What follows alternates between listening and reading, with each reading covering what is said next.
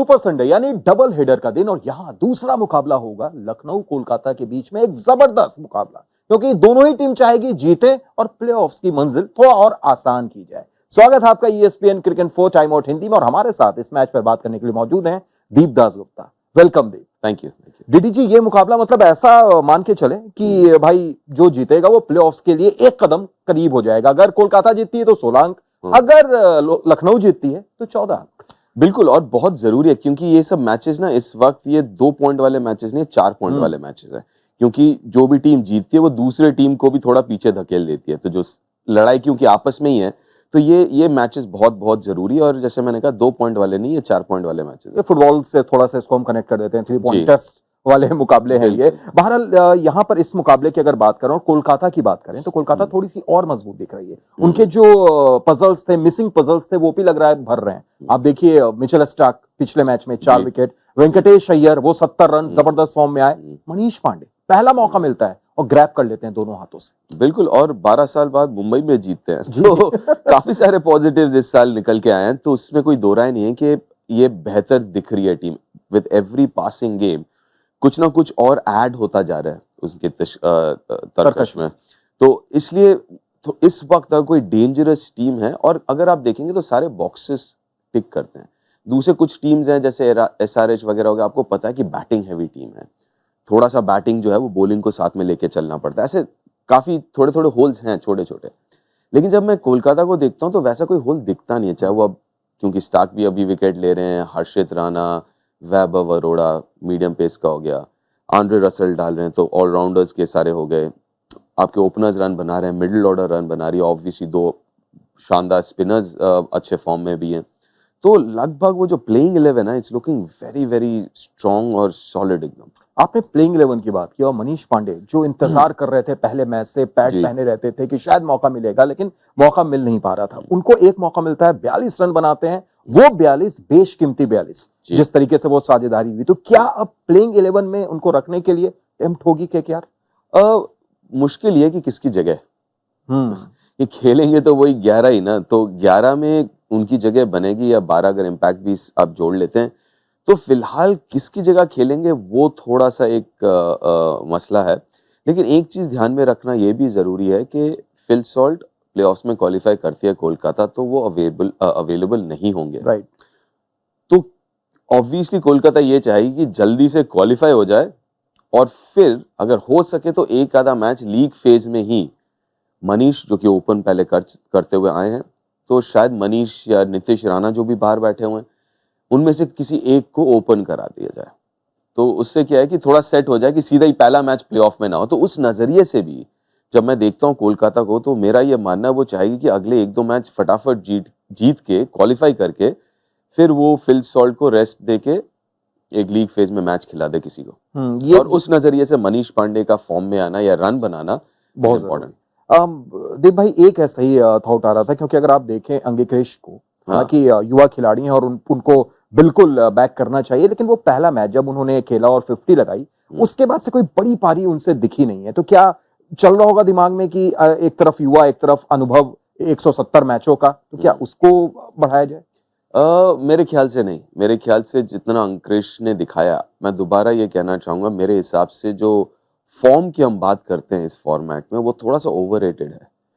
अब चलिए अब कल की हम बात ले लेते हैं कि अंकुरिश ने जो पिछला मैच खेला वहां पे अगर आप देखेंगे तो क्या वो बैटिंग सही कर रहे थे? क्या बल्ले के बीचों बीच गेंद लग रही थी? उन्होंने मेरे ख्याल से कुछ 13 रन बनाए 7 गेंदों में या समथिंग। जब वो खेल रहे थे देख के लग नहीं रहा था कि ये पिच धीमा है, रुक के आ रही है गेंद। तो कहीं ना कहीं वो चीजें ज्यादा मेरे लिए महत्वपूर्ण है कि किस तरीके से बल्लेबाजी कर रहे हैं। रन देखिए, अगर आप अच्छी बल्लेबाजी कर रहे हैं तो रन आज नहीं तो कल आएंगे ही, और खासकर इस फॉर्मेट में। तो मैं अभी भी अंकुरिश के साथ ही रहना चाहूंगा। चलिए, फेयर इनफ। और अगर कोलकाता की बात करें तो उनके लिए एक और अच्छी खबर है कि हर्षित राणा सस्पेंशन के बाद अवेलेबल है इस मैच में, तो वो खेलेंगे। लेकिन दूसरी तरफ अगर KL राहुल को देखें, अगर लखनऊ की तरफ हम रुख करें दीप भाई, तो एक अलग KL राहुल नजर आ रहे हैं। क्योंकि अब तक जो हमने देखा था पावर प्ले में, तो आप पिछले 20, 21, 22, 23 सारे सीजन को देख लें, इस सीजन पावर प्ले में उनके स्ट्राइक रेट 141 है, जो हमेशा सवाल उठते थे, दरकिनार किया है उन्होंने। बिल्कुल, और मेरे ख्याल से जरूरी भी है। क्योंकि देखिए पिछले साल की, अगर खासकर पिछले साल की मैं बात करूं तो थोड़ा सा ये भी ध्यान रखना होगा कि जिस पिचेस पे वो घर पे एटलीस्ट खेल रहे थे वो पिचेस भी अलग थे, 140-45 ही बन रहे थे। इस साल भी ऐसा नहीं कि 200 रन बन रहे हैं उस पिच पे, वही 100 मेरे ख्याल से एवरेज 160-162 कुछ का होगा। तो उस लिहाज से अगर आप देखें तो मेरे ख्याल से वो, क्योंकि पिच भी बेटर हुआ है तो उस हिसाब से उनका स्ट्राइक रेट भी बेटर हुआ है, और थोड़ा मेरे ख्याल से वो मेंटली भी थोड़ा सा अलग तरीके से अप्रोच कर रहे हैं, कि जो चाहिए भी, इस फॉर्मेट में, T20 फॉर्मेट में कभी कभार एक अच्छा स्टार्ट, बेशक आप 60-70-80 ना बनाए, लेकिन अगर आप 15 बॉल पे 25 रन भी बना देते हैं तो वो जो मोमेंटम जो आप देते हैं टीम को, उसका महत्व अलग है और बहुत जरूरी भी है T20 फॉर्मेट। और ये केकेआर के लिए खास तौर से दिक्कत रहेगी कि भाई राहुल को अगर हम रोक भी लेते हैं तो एक और खिलाड़ी मार्कस स्टोइनिस जिस अंदाज में खेल रहे हैं, शतक लगाया, अर्धशतक लगाया, बॉलिंग से भी परेशान कर रहे हैं विपक्षी टीम को। यानी बिल्कुल अगर इनकी बैटिंग आप देखें, राहुल हो गए, स्टोइनिस हो गए, पूरन हो गए और हुडा भी कुछ रन में नजर आए हैं, तो यानी एक डिपेंडेबल बैटिंग बिल्कुल। लेकिन ऑब्वियसली जो चैलेंज सबका रहता है सभी टीमों का जब केकेआर के विरुद्ध खेलते हैं वो 8 ओवर स्पिन के, वरुण चक्रवर्ती, सुनील नारायण, राइट। तो वो एक बड़ा चैलेंज होगा, खासकर लखनऊ में जहां पे थोड़ा सा उतना हाई स्कोरिंग नहीं रहा है, थोड़ा सा धीमा रहा है पिच, थोड़ा सा ज्यादा मदद देखने को मिला है स्पिनर्स के लिए, बॉलर्स के लिए इन जनरल, और ग्राउंड भी बहुत बड़ा है, साइड बाउंड्रीज मेरे ख्याल से one of the biggest venues है इस साल। तो वो एक जरूर एडवांटेज होगा स्पिनर्स के लिए, और वही चीज जो है वो किस तरीके से हैंडल करती है वो सबसे बड़ा चैलेंज होने वाला है। बहुत पुख्ता मिडिल ऑर्डर है, इन फॉर्म भी आप कह सकते हैं, सब कुछ आप कह सकते हैं, लेकिन इस मैच में जो सबसे बड़ा चैलेंज उस मिडिल ऑर्डर के सामने है वो है ये 8 ओवर स्पिन का। और अगर आंकड़े देखें तो 4 बार मुकाबले हुआ इन दोनों टीमों के बीच में, एक ही बार जीती है केकेआर जो पिछली बार 8 विकेट से हराया था। लेकिन लखनऊ के लिए एक और दिक्कत वाली बात, मयंक यादव क्या थोड़ा सा रश कर दिया था दीप भाई पिछले मैच में? ऐसा लगता है कि शायद अभी आईपीएल खेलेंगे या नहीं, बड़ा सस्पेंस है, उम्मीद कमी।